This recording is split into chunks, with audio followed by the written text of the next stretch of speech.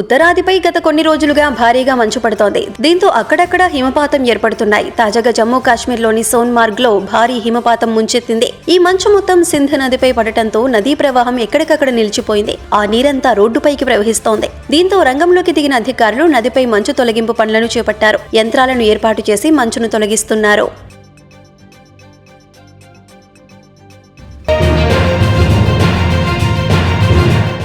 Machine భగీరథపై ముఖ్యమంత్రి రేవంత్ రెడ్డి నేడు ఉన్నత స్థాయి సమీక్ష నిర్వహించనున్నారు. సీఎంగా బాధ్యతలు చేపట్టిన తర్వాత ఈ ప్రాజెక్టుపై సమీక్ష నిర్వహించడం ఇదే తొలిసారి. ఈ ప్రాజెక్టుపై పలు ఆరోపణలు వెల్లువెత్తిన నేపథ్యంలో ప్రభుత్వం ఇప్పటికే విజిలెన్స్ విచారణకు ఆదేశించింది. వేసవి ప్రారంభం కావడంతో మంచినీటి సరఫరా, రిజర్వాయర్లు, పెండింగ్ బిల్లులు, పనులు తదితర అంశాలపై ఆయన సమీక్షించనున్నారని తెలుస్తోంది. గ్రామాల్లో నీటి సరఫరాపై ప్రభుత్వం ఇప్పటికే పంచాయతీ కార్యదర్శుల నుంచి సమాచారం సేకరిస్తోంది. గతంలో మిషన్ భగీరథ ప్రాజెక్టు నిర్వహణ గ్రామీణ నీటి సరఫరా శాఖ ఆధ్వర్యంలో ఉండగా ఇటీవల ప్రభుత్వం పంచాయతీలకు అప్పగించింది.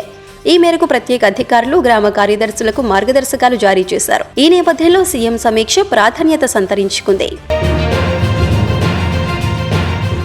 కుప్పంలో ఇన్నాళ్లు చంద్రబాబును గెలిపించారు, ఈసారి నన్ను గెలిపిస్తారా అంటూ నారా భువనేశ్వరి చేసిన వ్యాఖ్యలు రాజకీయంగా చర్చనీయాంశమయ్యాయి. అవి సరదాగా చేసిన వ్యాఖ్యలు అని భువనేశ్వరి స్పష్టం చేసినప్పటికీ వైసీపీ నేతలు ప్రెస్ మీట్లు పెట్టి మరీ స్పందిస్తున్నారు. ఏపీ ప్రభుత్వం సామాజిక న్యాయ సలహాదారు జూపూడి ప్రభాకర్ రావు కూడా మీడియా సమావేశం నిర్వహించారు. ఈ వ్యాఖ్యలు చూస్తుంటే చంద్రబాబు అసెంబ్లీ ఎన్నికల నుంచి తప్పుకుంటున్నాడా అంటూ జూపూడి సందేహం వెలుబుచ్చారు. అదే నిజమైతే నాడు అసెంబ్లీలో వెక్కి వెక్కి ఏడుస్తూ మళ్లీ ముఖ్యమంత్రిని అయితే తప్ప సభలో అడుగుపెట్టనని చంద్రబాబు చేసిన శపథం ఏమవుతుంది అన్నారు. చంద్రబాబు ఆ నియోజకవర్గం నుంచి పారిపోతున్నదే నిజమైతే ప్రజలకు సమాధానం చెప్పాలి. చంద్రగిరి నుంచి కుప్పం వచ్చావు, కుప్పం నుంచి తిప్పం వెళ్తావా అని జూపూడి సంచలన వ్యాఖ్యలు చేశారు. కల్నల్ సీకే నాయుడు ట్రోఫీ జాతీయ అండర్-23 క్రికెట్ టోర్నీలో ఆంధ్ర ఓపెనర్ మామిడి వంశీకృష్ణ 6 బంతుల్లో 6 సిక్స్లు బాదిన సంగతి తెలిసిందే. ఈ టోర్నీలో భాగంగా రైల్వేస్ జట్టుతో ఆదివారం ప్రారంభమైన మ్యాచ్ లో వంశీ ఈ ఫీట్ నమోదు చేశాడు. Railways leg spinner Thaman Deep Singh వేసిన 10వ ఓవర్లో వరుసగా 6 సిక్స్లు బాది వంశీ రికార్డులకెక్కాడు. ఈ మ్యాచ్ లో 64 బంతులు ఎదుర్కొన్న వంశీకృష్ణ 9 ఫోర్లు 10 సిక్స్లతో 110 పరుగులు చేశాడు. అయితే ఇందుకు సంబంధించిన వీడియోను తాజాగా బీసీసీఐ ఎక్స్ లో పోస్ట్ చేసింది. దీంతో ఈ వీడియో సోషల్ మీడియాలో తెగ వైరల్ అవుతుంది. కాగా ఫస్ట్ క్లాస్ క్రికెట్ లో ఈ ఘనత సాధించిన 3వ బ్యాటర్ గా కృష్ణ నిలిచాడు. అతడి కంటే ముందు రవిశాస్త్రి, రుతురాజ్ గైక్వాడ్ భారత్ తరపున ఈ ఫీట్ నమోదు చేశారు. కాగా అంతర్జాతీయ క్రికెట్ లో మాత్రం భారత తరపున దిగ్గజ ఆల్రౌండర్ యువరాజ్ సింగ్ ఒక్కడే 6 బంతుల్లో 6 సిక్స్లు బాదాడు. టీ20 వరల్డ్ కప్ 2007లో ఇంగ్లాండ్ మాజీ పేసర్ స్టూవర్ట్ బ్రాడ్ బౌలింగ్ లో యువీ వరుసగా 6 సిక్స్లు బాదాడు.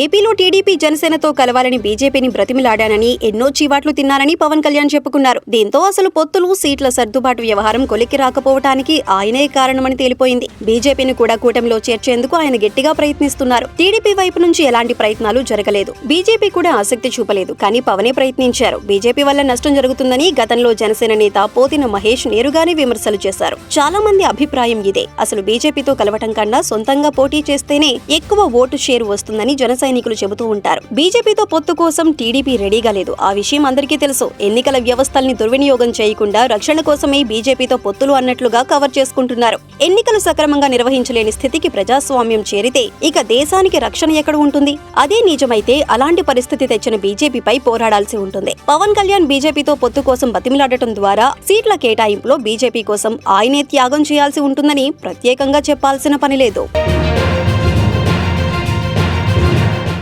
Team India star batter Virat Kohli Bollywood heroine Anushka Sharma రెండోసారి తల్లిదండ్రులైన సంగతి తెలిసిందే. ఫిబ్రవరి 15న అనుష్క మగబిడ్డకు జన్మనిచ్చారు. అయితే ఈ విషయాన్ని కాస్త ఆలస్యంగా మంగళవారం విరాట్ అభిమానులతో పంచుకున్నాడు. తన కుమారుడికి అకాయ్ అని పేరు కూడా పెట్టినట్లు తెలిపాడు. ఇక తమ గోప్యతను గౌరవించాలని విరాట్ సోషల్ మీడియా వేదికగా విజ్ఞప్తి చేశాడు. కూతురు పుట్టినప్పుడు కూడా ఫోటోలు తీయొద్దని మీడియాను కోరిన విషయం తెలిసిందే. వామిక పుట్టినప్పటి నుండి ఆమె మీడియా కంట పడకుండా విరాట్ కోహ్లీ జాగ్రత్త పడుతూ వస్తున్నాడు. అకాయ్ విషయంలోనూ ఈ స్టార్ కపుల్ అదే జాగ్రత్తలను పాటిస్తున్నారు. అకాయ్ పుట్టి వారమవుతున్నా ఎక్కడా కూడా ఫోటోను షేర్ చేయలేదు. దాంతో జూనియర్ విరాట్ ఎలా ఉంటాడో చూడటానికి ఫ్యాన్స్ తహతహలాడుతున్నారు. అయితే కొంతమంది ఫ్యాన్స్ ఆర్టిఫిషియల్ ఇంటెలిజెన్స్ సాయంతో అకాయ్ ఫోటోలను క్రియేట్ చేశారు. అకాయ్ భారత జెర్సీలో ఉన్నట్లు, అనుష్క విరాట్ తో కలిసి అకాయ్ ఆడుకుంటున్నట్లు, కోహ్లీ మ్యాచ్ ఆడుతుంటే అకాయ్ టీవీ చూస్తున్నట్లు కోహ్లీ ఫ్యామిలీ ఫోటోను అభిమానులు ఏఐ ద్వారా క్రియేట్ చేశారు. ఈ ఫోటోస్ సోషల్ మీడియాలో వైరల్ అవుతున్నాయి.